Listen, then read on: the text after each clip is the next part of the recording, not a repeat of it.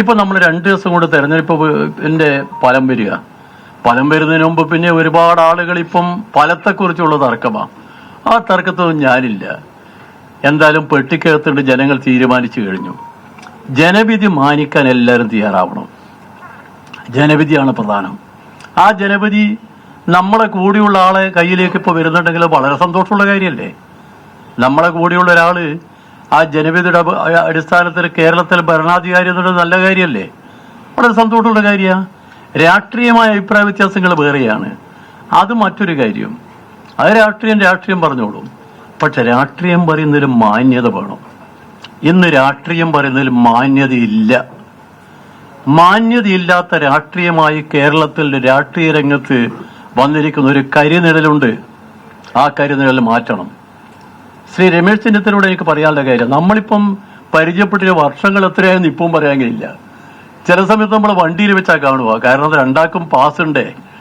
കാരണം XMP ആയതുകൊണ്ട് നമുക്ക് ഇതിനകത്ത് പോവുകയെ. ഞാൻ പോകുന്ന സാധാരണഗതിയിൽ നേരത്തെ കമ്പി പിടിച്ച് പോകുന്ന ആളാ. ഇപ്പൊ സെക്കൻഡ് AC-യിലും ഫസ്റ്റ് AC-യിലും പോവാ. കാരണം എന്താ? നമുക്ക് പാസ് ഉണ്ട്. ചില സമയത്ത് ഭക്ഷണം അദ്ദേഹത്തിന് വകയായിരിക്കും. നമ്മൾ രാഷ്ട്രീയ അഭിപ്രായ വ്യത്യാസങ്ങൾ വേറെ. മനുഷ്യർ പരസ്പരം മാന്യത വേണ്ടേ? ഒരു എതിർ രാഷ്ട്രീയക്കാരനെ വേണമെങ്കിലും നമ്മൾ എപ്പോഴും മാന്യമായി സ്വീകരിക്കണ്ടേ? അതില്ല. രാഷ്ട്രീയത്തിൽ അത്രമാത്രം മോശമായിരിക്കുന്നു. നിങ്ങൾ രാഷ്ട്രീയത്തിൽ വന്നിരിക്കുന്ന ഈ അപച്യുതി ഇവിടെ മാത്രമല്ല. രാഷ്ട്രീയ പ്രവർത്തകർക്ക് ഇപ്പോഴുള്ള റേറ്റ് പഴയതുപോലില്ല. റേറ്റ് കുറഞ്ഞു വരിക. കാരണം എന്താ? രാഷ്ട്രീയ പ്രവർത്തനം എന്ന് പറഞ്ഞാൽ അതിന്റെ ലഘുവായ അർത്ഥം നമുക്കറിയാലോ. എന്താ? സമൂഹത്തിന് വേണ്ടി അർപ്പിക്കുക എന്നുള്ള ജീവിതം. ഒരു പൊതുപ്രവർത്തകൻ ജീവിതം സമൂഹത്തിന് വേണ്ടി അർപ്പിക്കപ്പെടുന്നവനാ. ഇപ്പോഴെങ്ങനെയാ? രാഷ്ട്രീയ പ്രവർത്തനം ഒരു ജോലിയാ. എന്താ ജോലി? നാളെ പ്രമോഷൻ. ഏതാ പ്രമോഷൻ? MLA പോരാ, പിന്നെ MP, പിന്നെ മന്ത്രി. എന്തൊരു ഏർപ്പാട് നമ്മുടെ നാട്ടിൽ! മുമ്പെങ്കിലും നമ്മളത് കേട്ടിട്ടുണ്ടോ? ഇല്ലല്ലോ.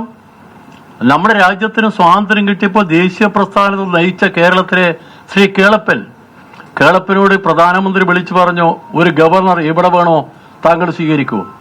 ഞാൻ അതിനില്ല. ഞാൻ നമ്മുടെ രാജ്യത്തിന്റെ മോചനത്തിന് വേണ്ടി പോരാടാനുള്ള പോരാട്ടത്തിന്റെ ബടൻ മാത്രമാണ്.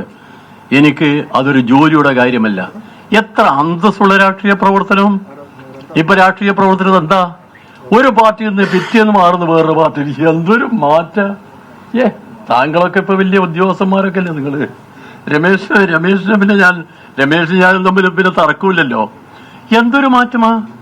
ഇന്നൊരു പാർട്ടിയിൽ, നാളെ വേറെ പാർട്ടിയിൽ. ഡൽഹിയിൽ എത്തുമ്പോഴേക്ക് ആള് മാറുക വേറൊരു പാർട്ടിയിൽ. എന്തൊരു മാറ്റം! നിങ്ങൾ രാഷ്ട്രീയം എന്ന് പറയുന്നത് ഒരു കച്ചവടം മാത്രമല്ല, കാപട്യത്തിന്റെ ഭാഗമായി മാറ്റുന്ന ഒരു വിഭാഗം വന്നിരിക്കുന്നു. അതുകൊണ്ട് രമേശ്, നമ്മൾ രാഷ്ട്രീയത്തിൽ ഒരു അഴിച്ചുപണി അനിവാര്യമാണ്. നമുക്ക് രാഷ്ട്രീയം നന്മയുടെ രാഷ്ട്രീയമായിരിക്കണം, ജനസേവനത്തിന്റെ രാഷ്ട്രീയമായിരിക്കണം, കാപട്യത്തിന്റെ രാഷ്ട്രീയമാവരുത്, മാന്യതയുടെ രാഷ്ട്രീയമായിരിക്കണം. പരസ്പര ബഹുമാനം വേണം. ആ ബഹുമാനം നമ്മുടെ നാട്ടിൽ, കേരളത്തിൽ രാഷ്ട്രീയത്തിലെ പരസ്പര ബഹുമാനം ഇല്ലാതായിരിക്കുന്നു. എന്തൊക്കെ വാക്കുകൾ പറയാൻ എന്റെ മനസ്സിന്, എന്റെ നാക്കിന് അറപ്പാ വാക്കുകൾ പറയാൻ. എത്ര മോശം വാക്കാ പ്രയോഗിക്കുന്നത്! അങ്ങനെ പ്രയോഗിക്കാൻ പറ്റുമോ? ഞാൻ ഒരിക്കൽ ഒരു ചർച്ചയിൽ ഒരു വാക്ക് പെസകിയതല്ല. നമ്മുടെ അസനും ഞാനുമായിട്ടുള്ളൊരു ഡിബേറ്റിൽ ഞാൻ പറയുമ്പോൾ നിന്റെ പാർട്ടി എന്ന് പറഞ്ഞു പോയി. മലബാറിൽ നീ എന്ന് പറഞ്ഞാൽ മോശമല്ല, രണ്ടു കൂട്ടരും സമപ്രായക്കാർക്ക് പറയാം. പക്ഷെ ഇവിടെ നീ എന്ന് പറഞ്ഞുകൂടാ. ഞാൻ നിന്റെ പാർട്ടി എന്ന് പറഞ്ഞപ്പോൾ എനിക്ക് പെട്ടെന്ന് മനസ്സിലായി ഞാൻ പെശക് പറ്റി. അത് അവസാനിക്കുമ്പോൾ ഞാൻ പറഞ്ഞു, ക്ഷമിക്കണം, താങ്കളുടെ പാർട്ടി.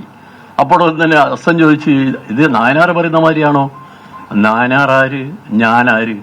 നായനാർ മഹാൻ, ഞാനൊരു പാവപ്പെട്ട ഒരു സാധാരണക്കാരൻ. ഇത് പറഞ്ഞ് നിർത്തി. അപ്പൊ അത് വന്നപ്പം അത് പ്രക്ഷേപണം ചെയ്തതിനു ശേഷം എനിക്ക് വന്ന ഫോൺ കോളിന് കണക്കില്ല. കാരണം ജനങ്ങൾ ശ്രദ്ധിക്കുന്നുണ്ടേ. ഈ പറഞ്ഞപ്പോ ഈ പോടാ പട്ടി എന്നൊക്കെ പറയുന്ന ആളുകൾ വാക്ക് പറഞ്ഞിട്ട് അവർ ധരിക്കുന്നത് നമ്മളിപ്പം വലിയ രഥത്തിൽ കയറിയുന്ന അല്ല. നിങ്ങളെ പൂച്ചത്തോടെയാണ് ആളുകൾ കാണുന്ന കാര്യം മറക്കരുത്. അതുകൊണ്ട് രാഷ്ട്രീയത്തിൽ കാണുന്ന ജീർണതക്കെതിരായി ഒരു പോരാട്ടം കൂടി വേണമെന്നുള്ള മനസ്സിൽ വെക്കണം എന്നുകൂടി ഞാൻ പറഞ്ഞുകൊള്ളട്ടെ. ഇവിടെ പുസ്തകം പ്രകാശനം ചെയ്യാമെന്ന പുസ്തകം, സത്യം പറഞ്ഞാൽ ഈ പുസ്തകം പൂർണ്ണമായിട്ടും ഞാൻ രാജീവ് വായിച്ചിട്ടില്ല. പക്ഷേ ആ പുസ്തകത്തിന്റെ ഭാഗങ്ങൾ ഞാൻ പ്രത്യേകം ശ്രദ്ധിച്ചു. കേരളത്തിന്റെ വികസനം, നമ്മുടെ നാടിന്റെ വികസനം, നാളെ നമ്മളെ നാട് എങ്ങനെയാവണമെന്നതിനെ കുറിച്ച് കാഴ്ചപ്പാട് അത് നിങ്ങളെപ്പോലുള്ള ആളുകൾക്കേ പറ്റൂ. ഇത് അച്യുത് ശങ്കർ ഉൾപ്പെടെയുള്ള ആളുകൾ ഇവിടെ ഇരിക്കുക, അവരൊക്കെ ഒരുപാട് പഠിക്കുന്ന ആളുകളാണ്. അവർ പഠിച്ച്, പക്ഷെ ഒരു കാര്യം ഞാൻ സൂചിപ്പിക്കാം. ഒന്ന്, നമ്മൾ കേരളം എന്ന് പറയുന്നത് ഒരു സംസ്ഥാനമാണ്. ഫെഡറൽ ഭരണ സംവിധാനത്തിൽ കേരളം സംസ്ഥാനമാണ്. സംസ്ഥാനത്തിന്റെ പരിധിയും പരിമിതിയും ഉണ്ട് എന്ന കാര്യം കൂടി ഇതിനിടയിൽ നിങ്ങൾ ശ്രദ്ധിക്കണമെന്ന് കൂടി ഞാൻ അവരോട് അഭ്യർത്ഥിക്കുകയാണ്. അവർ പഠിക്കേണ്ട കാര്യമാണ്. കാരണം ഇപ്പോഴെന്താ പറഞ്ഞാൽ ഇപ്പം പഴയതുപോലില്ല. ഇപ്പം ആർട്ടിഫിഷ്യൽ ഇന്റലിജൻസിന്റെ കാലമാണ്. നമ്മളല്ല തീരുമാനിക്കുന്ന വേറെ ആളുകളാ. അപ്പൊ ചിലര് പറയുന്നത് അതല്ല ആർട്ടിഫിഷ്യൽ നോ ആർട്ടിഫിഷ്യൽ ഇന്റലിജൻസ് എന്ന് പറയുന്ന സംവിധാനം ഇവിടെ കണ്ടുപിടിച്ച മനുഷ്യനാ നമ്പർ 1. ആ മനുഷ്യന്റെ കണ്ടുപിടുത്തമാണ് എല്ലാം എന്ന കാര്യം മറക്കരുത്. അതുകൊണ്ട് ആർട്ടിഫിഷ്യൽ ഇന്റലിജൻസിന്റെ വരവും അത് നമ്മളെ പിന്നെ ജോലി ലഘൂകരിക്കുന്നതൊക്കെ സംഗതി ശരിയാ. കാരണം പഴയ കാലത്ത് 100 ആൾ ജോലി എന്നൊരു സ്ഥലത്ത് ഇപ്പൊ കൊണ്ടുവന്ന ഒരു ട്രാക്ടർ കൊണ്ടുവന്ന സംഗതി പോയില്ലേ. അപ്പം മാറ്റമുണ്ടാകും. ആ മാറ്റം നമുക്ക് ഉൾക്കൊള്ളണം. നമ്മുടെ നാട് മാറണം, നമ്മൾ മാറണം, നമ്മൾ മാറ്റത്തിന്റെ വഴിയിലേക്ക് പോകണം. അതിന് ഇതുപോലുള്ള ഗ്രന്ഥങ്ങൾ നമ്മുടെ നാട്ടിലൊരു വലിയ സംഭാവനയാണ്. എനിക്ക് തോന്നുന്നു അദ്ദേഹം ഒരുപാട് സമയവും ഒരുപാട് ദിവസവും എടുത്തിട്ടുണ്ടാക്കിയതാണ്. ഏതാണ്ട് ഒരു നല്ല ഫാക്റ്റും ഫിഗറും എല്ലാം ഇതിനകത്തുണ്ട്. എല്ലാം ഞാൻ ഇവിടെ പറയാൻ പോകുന്നില്ല. അതുപോലെ തന്നെ എനിക്ക് തോന്നി അതിന്റെ പിന്നെ അവതാരിക എഴുതിയിരിക്കുന്നു. അവതാരിക വളരെ മനോഹരമായിട്ടുണ്ട്. അദ്ദേഹം ലോക്കൽ ബോഡിയെ കുറിച്ച് നന്നായി പഠിച്ച ആളാണ്. അദ്ദേഹം നല്ല അവതാരിക. അപ്പൊ എല്ലാം ഒറ്റ നോട്ടത്തിൽ നോക്കി ബാക്കി കാര്യങ്ങൾ കൂടുതൽ വായിക്കാം. എന്തായാലും ഈ പുസ്തകം ഇവിടെ നമുക്ക് വേണ്ടി, നമ്മുടെ നാടിന് വേണ്ടി സമർപ്പിച്ച നമ്മുടെ ഏറ്റവും പ്രിയപ്പെട്ട രാജീവിനെ ഞാൻ ഹൃദയപൂർവ്വം അനുമോദിക്കുന്നു. രാജീവിന്റെ സംഭാവന നാട് എന്നും ഓർക്കും. കാരണം ഇത് ആധികാരികമായ ഒരു രേഖയാണ്. 4ാമത് നമ്മുടെ വ്യാവസായികം കേരളത്തിന്റെ നവകേരളത്തിന്റെ വ്യാവസായിക വിപ്ലവത്തിന്റെ രേഖയാണ്. ഈ രേഖ നമുക്ക് ഒരു വലിയ മുതൽക്കൂട്ടായിരിക്കും. ഇതാ മറ്റൊരു സാമ്പത്തിക വിദഗ്ധൻ വന്നിരിക്കുക, സാക്ഷാൽ CP ജോൺ, അദ്ദേഹം വന്നിരിക്കുകയാണ്. അപ്പൊ അദ്ദേഹം അങ്ങനെ 2 ദിവസം കാത്തിരിക്കുക 2 ദിവസം കാത്തിരിപ്പുണ്ട്. ആ കാത്തിരിപ്പിനോട് നിൽക്കുകയാണ്. അപ്പൊ ആ സമയത്ത് അതുകൊണ്ടായിരിക്കും താമസിച്ചത്. ആളുകൾ ചോദിച്ചിട്ടുണ്ടാവും, അല്ല ജയിക്കോ ചോദിച്ചിട്ടുണ്ടാവും, അവിടെ കാത്തിരുന്നായിരിക്കും. എന്തായാലും നമുക്ക് 2 ദിവസം കഴിഞ്ഞിട്ട് 4-ാം തീയതി കഴിഞ്ഞിട്ട് കാര്യങ്ങൾ പറയാം. ഇവിടെ ഈ പരിപാടിയിൽ പങ്കെടുത്ത എല്ലാവരെയും അഭിവാദ്യം ചെയ്തുകൊണ്ട് ഞാൻ ഈ പരിപാടിയുടെ ഉദ്ഘാടനത്തിന് ഞാൻ ക്ഷണിക്കുന്നത് ശരിയല്ല, അവരാ ക്ഷണിക്കണ്ടേ, ഞാൻ ക്ഷണിച്ചോട്ടെ. കേരളത്തിലെ പ്രിയപ്പെട്ട രമേശ് ചെന്നിത്തല എന്ന് പറഞ്ഞാൽ പിന്നെ വേറെ പറയേണ്ട കാര്യമില്ല. ഞാൻ ഡൽഹി കേരള ഹൗസ് നിന്ന് ഇറങ്ങുമ്പോൾ ഹിന്ദിക്കാരുടെ ഇടയിലാണ് അദ്ദേഹം.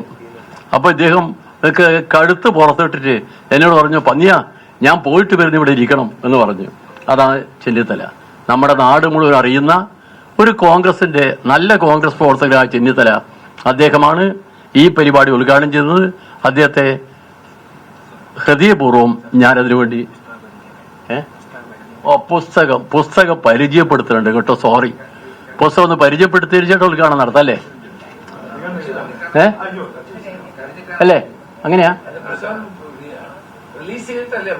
അതെ അതാ ഞാൻ ചോദിക്കുന്നത്. അത് പിന്നെ ഇവരിങ്ങനെ എഴുതിയ അപ്പൊ ആദ്യമായി പുസ്തക പ്രകാശനമാണ്.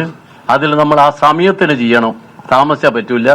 അതിനായി ജോൺ വരാൻ കാത്തുന്ന വാങ്ങേണ്ട ആളില്ലല്ലോ, അദ്ദേഹം കൂടി എത്തിച്ചേർന്ന് പുസ്തക പ്രകാശനത്തിന് രമേശ് ചെന്നിത്തലയെ ഞാൻ ഒന്നുകൂടി ക്ഷണിക്കും.